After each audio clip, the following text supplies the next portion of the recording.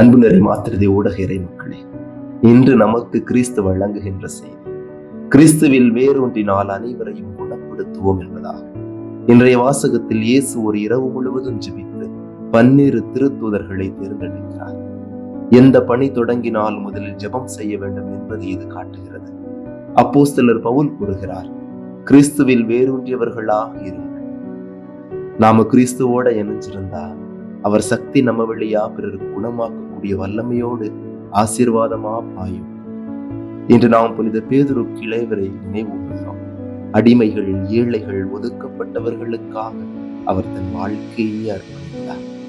கிறிஸ்துவில் வேரூன்றியதால் தான் அவருடைய கருணை பலருக்கு நம்பிக்கையாக மாறியது. இன்று நமக்கான கேள்வி, நாம் கிறிஸ்துவில் வேரூன்றியவர்களா?